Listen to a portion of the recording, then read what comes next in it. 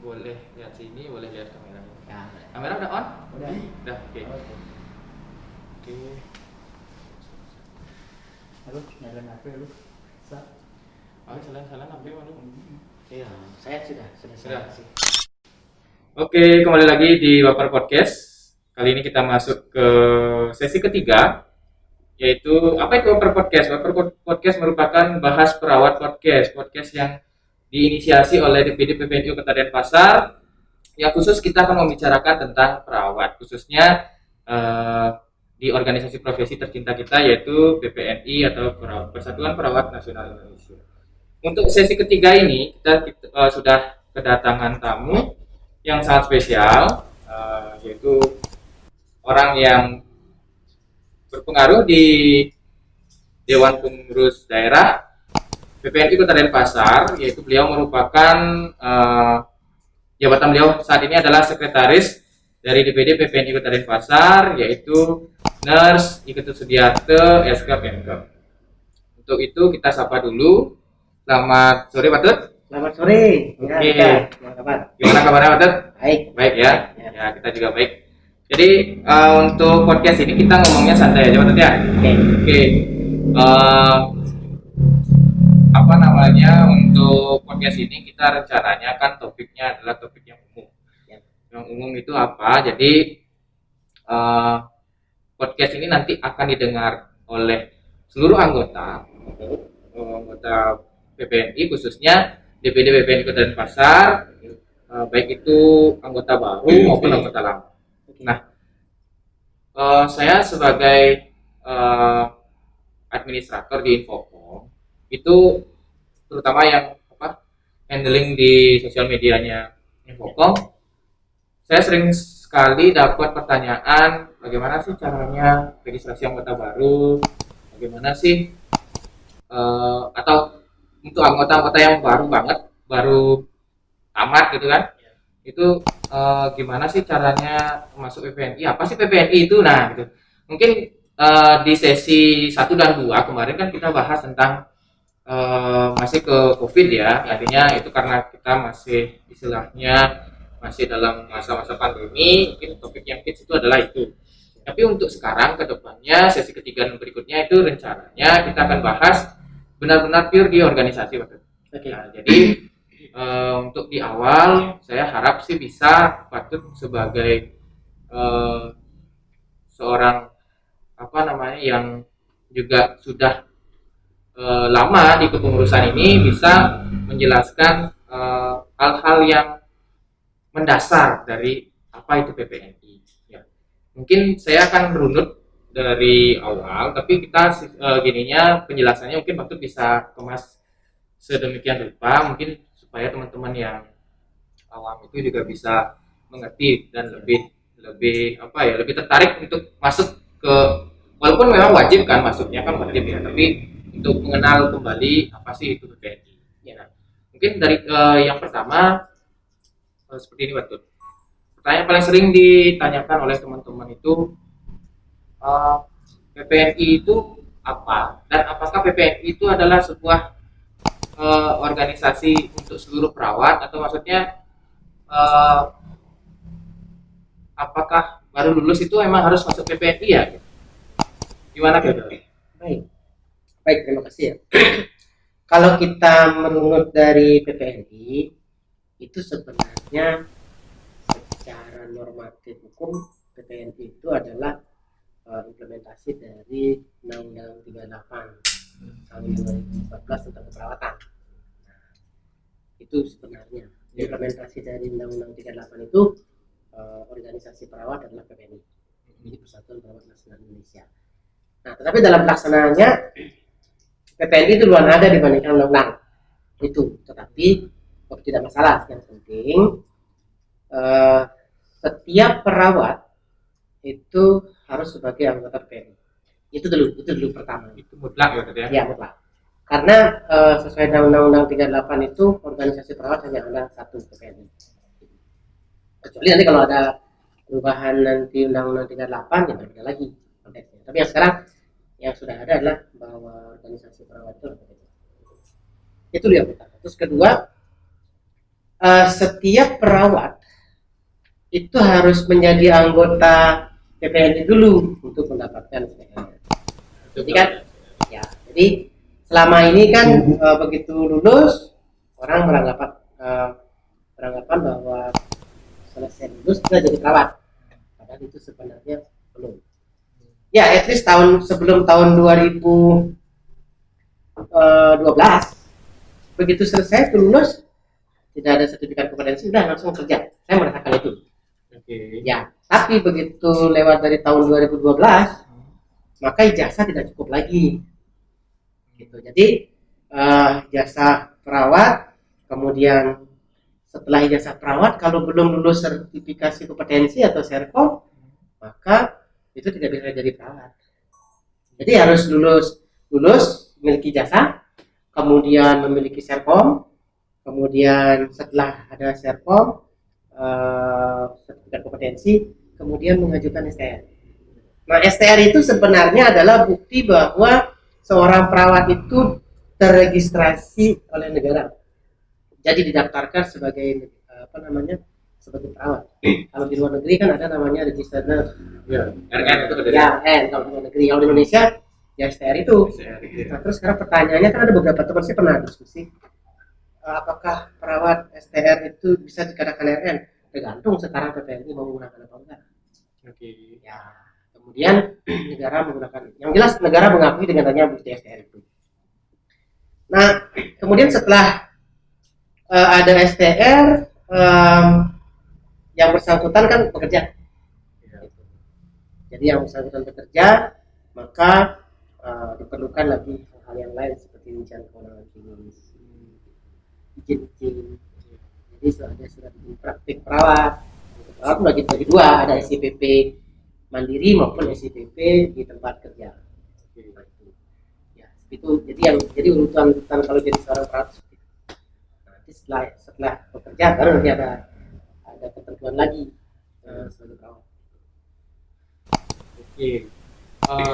Mungkin gambaran awal seperti itu ya. Ya. Jadi PPNI memang perawat itu memang mutlak masuk PPNI dulu Ya. supaya walaupun sudah tamat, walaupun sudah istilahnya mungkin ada di sekolahnya yang sudah magang dulu mau kerja, ya memang syarat mutlaknya harus ikut organisasi dulu biar bisa ngurus surat-surat izin yang lain kan, terutama STR kan itu. Oke. PPNI itu apakah hanya sebatas urusan administrasi, Pak? Apakah ada hal lain yang artinya organisasi profesi PPNI ini yang dalam tanda kutip diurus oleh PPNI selain administrasi organisasi yang tadi pada jelaskan itu? Yang diurus oleh PPNI secara keseluruhan sih sebenarnya sesuai dengan ADART PPNI ya, yang terakhir saya dengan Munas Palembang 10 ya. Maaf yang ke-9, Munas Palembang 9 itu tahun 2015 itu PPNI mengurus secara garis besar itu adalah 7 yang diurus ya. Ya, berarti ada 7 semacam bidang gitu ya? Ada 7 bidang atau subdivisi yang diurus oleh PPNI ya. Itu mulai dari pusat, wilayah, daerah sampai ke komisariat itu seperti itu. Jadi pertama ada bidang organisasi dan kaderisasi, itu mengurus bagaimana pengelolaan, bagaimana proses STR itu berlanjut, bagaimana proses PKP, jadi pendidikan keperawatan berkelanjutan itu diolah. Kemudian yang kedua bidang kesejahteraan. Jadi bidang kesejahteraan itu mengurus bagaimana kesejahteraan perawat itu diolah, maksudnya diajukan terus berapa sebenarnya pembina perawat yang salary ya. Nah itu kaitannya dengan masalah rekomendasi. Jadi kaitannya kalau secara kita mau jujur gitu ya, jika perawat itu dipekerjakan di satu tempat kerja umpamanya tidak sesuai responnya, kita tidak bisa memberikan rekomendasi seharusnya. Jadi sekarang dulu tuh. Tapi ini tidak berdiri sendiri. Jadi harus berhubungan dengan hukum. Jadi ada bidang hukum. Ya. Jadi itu bidang kesejahteraan. Kemudian ada bidang pelayanan. Nah, bidang pelayanan ini ya, di PPLI yang diatur adalah bagaimana menegakkan standar. Jadi di situ ada namanya standar pelayanan. Entah mungkin sekarang ada di beberapa rumah sakit ada namanya PPK, pedoman praktik klinis perawatan. Ada namanya PHK ya, pedoman asuhan keperawatan. Nah, silakan yang mana mau digunakan. Nah, itu kesepakatan di PPLI belum. Kemudian berikutnya ada standar yang kedua, ada standar prosedur. Jadi kalau kita namakan kan sering namanya SPO atau SOP kan. Ya, itu. Jadi itu prosedur bagaimana kita bekerja, maka prosedur itu. Kemudian berikutnya ada namanya standar mutu. Jadi standar mutu pelayanan perawatan juga harus jelas. Kemudian berikutnya adalah standar etik. Jadi pelayanan yang diatur itu adalah standar harus sesuai dengan standar etik profesi. Itu bidang pelayanan. Kemudian ada bidang hukum. Bidang hukum dan hubungan antar lembaga itu bagaimana sih sebenarnya mengadvokasi perawat. Jadi mengadvokasi perawat ke dalam maupun keluar. Kalau ke dalam, memastikan setiap perawat yang bekerja itu legal. Legal itu adalah memiliki STR, memiliki rincian kewenangan klinis. Nah, terus ada beberapa pertanyaan. Bagaimana kalau umpamanya perawat yang bekerja di mandiri? Siapa yang melakukan yang praktek mandiri? Ya, yang praktek mandiri kan. Jadi yang praktek mandiri melakukan kredensial untuk rincian kewenangan klinisnya adalah di PPLI DPD. Jadi mereka kan ada sub etiknya kan. Nah, kemudian dibantu dari DPD. Nah, di situ jadi proses kredensialnya ada di situ sebenarnya. Jadi kalau umpamanya di rumah sakit atau puskesmas sudah ada komite perawatan. Komite perawatan yang mengkreditkan di sub komite kredensial. Berarti itu yang bidang dari PPNI yang urus tentang kredensial, hukum, banyak. Atau sebenarnya secara keseluruhan yang mengukur terkait dengan kredensial itu 6 bidang. 6 bidang. Jadi di situ tidak hanya hukum, tidak hanya pelayanan, kesejahteraan, bidang organisasi, infocom dan bidang hubungan antar lembaga. Jadi secara keseluruhan. Itu kompleks ya. Kompleks. Jadi dari ketujuh bidang itu tidak terpisah-pisah. Jadi keseluruhan. Jadi ada dari mulai dari bidang organisasi sampai infocom itu keseluruhan. Ya. Tadi baru organisasi, standarisasi, kesejahteraan, pelayanan, hukum, hubungan antar lembaga. Nah, lagi dua itu apa? Infocom, kemudian yang berikutnya itu adalah pendidikan dan pelatihan. Okay. Sekarang bidang diklat. Bidang diklat itu adalah bagaimana sih sebenarnya ada 2 komponen. Kita harus tahu bahwa ketahui bahwa diklat itu ada 2. Maksudnya pendidikan dan penelitian. Terkait dengan pendidikan dan pelatihan, maka fungsinya adalah bagaimana mengembangkan. Kalau di lembaga pendidikan sudah jelas kan membentuk perawat. Nah, sekarang setelah bekerja, di luar dari setelah bekerja, siapa yang mengembangkan? Maka organisasi profesi.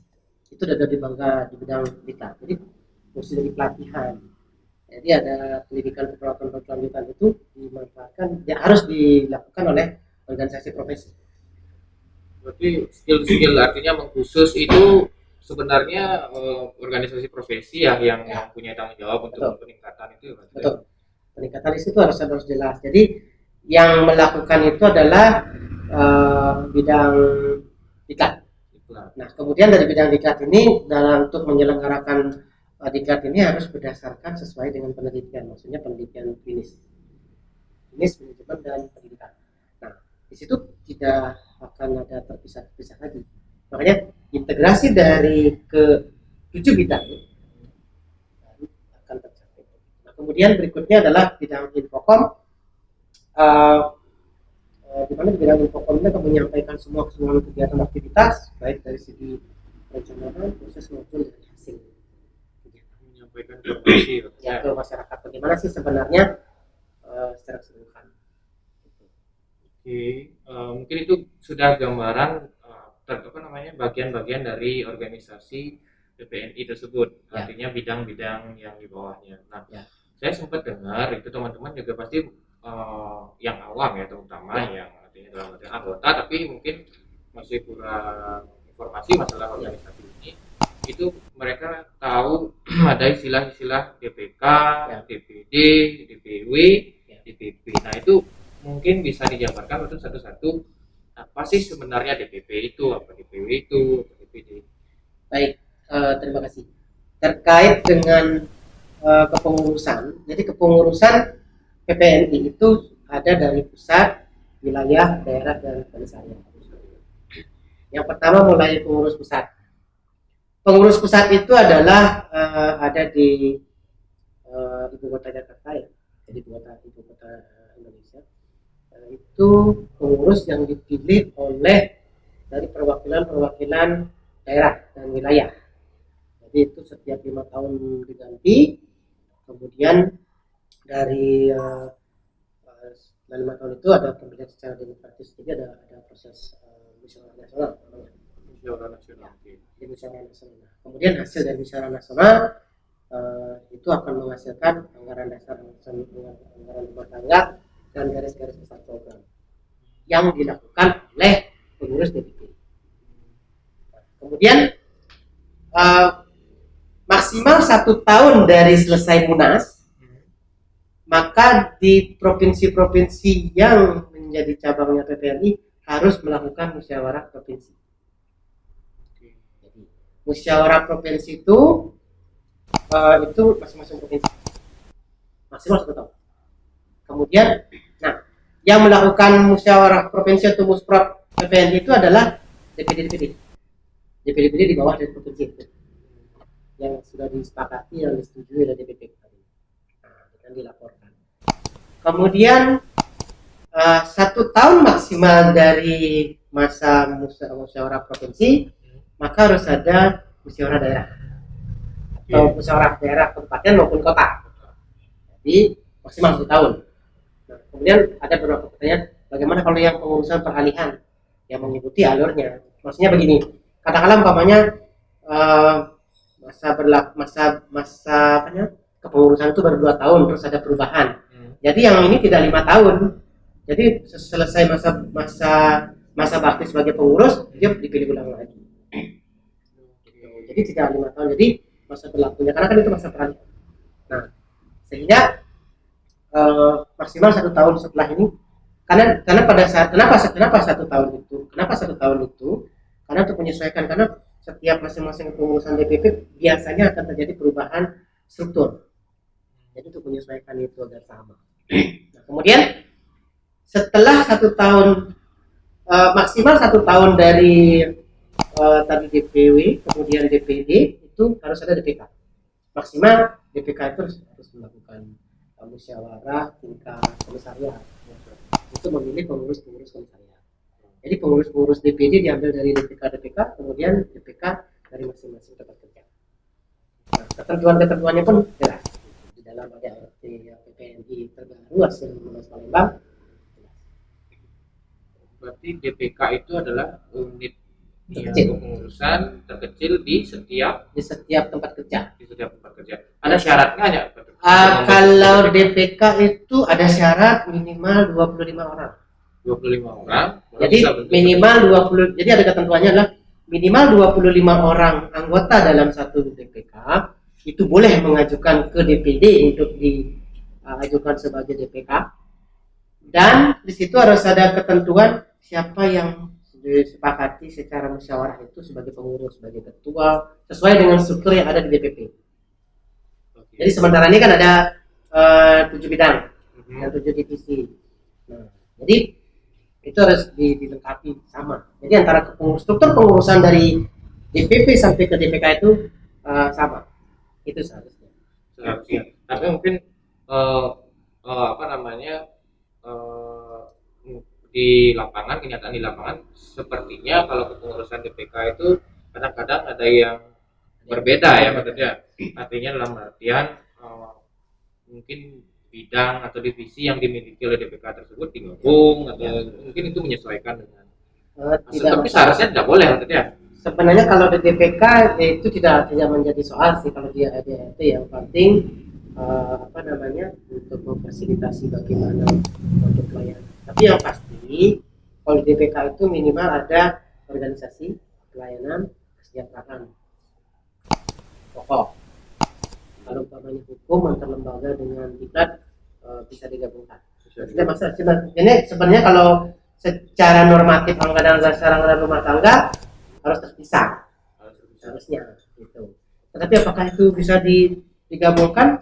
Kalau umpamanya anggotanya 25 orang tidak ada yang mau, itu sih kendalanya ya. Karena beberapa waktu dulu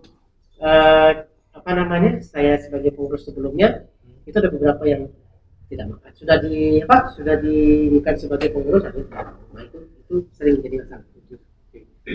Oke, itu gambaran secara umum ya, apa itu PPNI, terus terdiri dari bidang apa saja, mengurusi apa saja, terus bagian-bagian dari struktur kepengurusan PPNI dari atas yaitu pusat, wilayah, daerah, komisariat. Ya.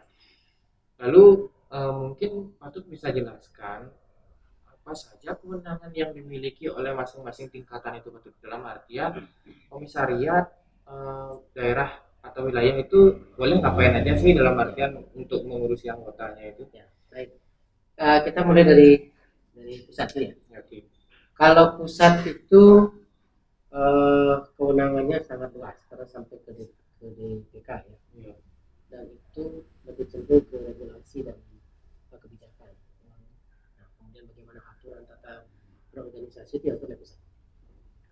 Kemudian secara keseluruhan pusat. Kemudian DPW wilayah itu DPW memiliki kewenangan bagaimana mengelola semua DPD yang ada di wilayah kerjanya. Nah, di situ meneruskan perpanjangan terkait dengan kebijakan, peraturan dari organisasi dan struktur dari pusat. Jadi DPW itu memiliki anggota DPD. Nah, kemudian dari kemudian dari DPW kemudian ke DPD. DPD ini memiliki kewenangan atau mengelola terkait dengan beberapa DPK yang ada di wilayah kerja. Kemudian itu meneruskan semua kebijakan yang dari wilayah, dari pusat dan wilayah. Kemudian berikutnya DPK. DPK itu mengatur bagaimana mengimplementasikan dari DPP, DPW, DPD, kemudian kepada anggota. Jadi secara keseluruhan sebenarnya anggota itu ada di DPK. Komisariat. Ya, DPK. Kemudian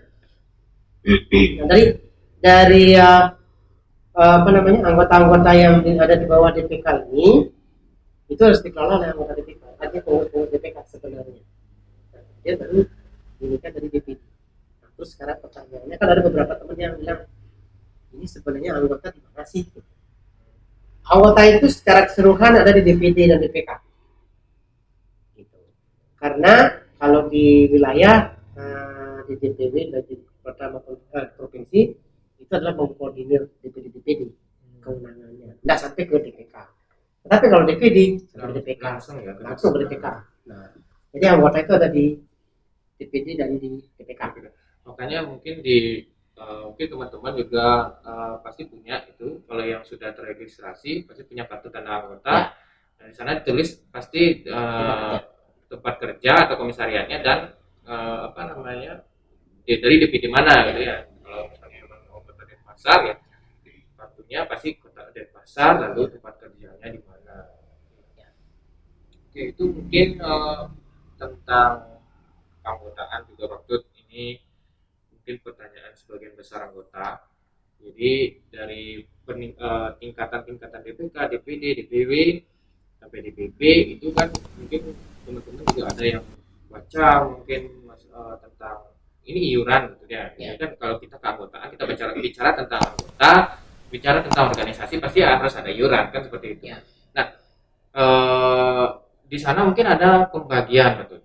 Nah, mungkin bisa dijelaskan ulang kembali supaya teman-teman juga lebih jelas tentang pembagian persentase, artinya iuran tersebut itu masuk kemana saja, Jadi teman-teman juga pasti setelah dengar ini, oh ternyata saya bayar iuran masuknya ke sana. Jadi kita bisa memaksimalkan yang di mana sih gitu.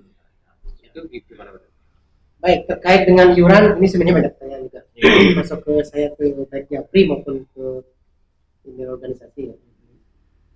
Yang pasti sesuai dengan ADART hasil Munas Palembang itu iuran terdistribusi. Jadi secara harus saya awalkan, saya ini kan dari awal dulu ya. Pengurus PPNI intinya tidak digaji. Jadi jangan salah, karena anggota selama ini kan, Bapak sebagai pengurus ini tidak itu tidak ada. Kami memang sebagai pengurus, kita sebagai pengurus ya, itu tidak pernah menerima gaji. Itu yang pasti, itu yang pertama. Yang kedua, terkait dengan iuran, itu ada distribusi. Distribusi terbesar 60% ada di DPK. Dari 260.000 itu dibayar ke ASN 80.000 dan sisanya 60% ke DPK, kemudian 30% ke DPD, kemudian 15% ke DPW dan ke DPP itu 10%. ICN itu apa? International Council of Nursing. Jadi secara harfiah, secara aslinya kita begitu masuk PPNI kita sebenarnya sudah sebagai anggota ICN. Itu organisasi internasional. Jadi International Council of Nursing itu adalah konsep keperawatan secara internasional. Lalu itu presentasinya 60% DPK, sekian persen. Dari sekian persen tersebut menurut Mato sendiri berarti maksimalnya itu adalah di DPK sebenarnya, Mato? Ya, paling banyak di DPK. Oke. Jadi biar teman-teman juga tahu, artinya pembagian tersebut itu kan mungkin belum banyak yang tahu ya, padahal itu suratnya kan sudah tersebar dari dulu ya, edaran tersebut. Jadi kegiatan kalau misalnya teman-teman ini berlanjut ya setelah kita jadi anggota, apa sih yang bisa kita lakukan kan gitu ya. Mungkin di masing-masing komisariat teman-teman juga sudah terdaftar sebagai anggota komisariat di sana, sudah mengetahui potensi ini. Ada artinya dana operasional dari organisasi terkecil yaitu komisariat yang bisa kita gunakan seperti itu. Jadi itu kira-kira kalau menurut dokter sendiri, artinya operasional tersebut boleh digunakan untuk kegiatan apa saja, dan apakah kira-kira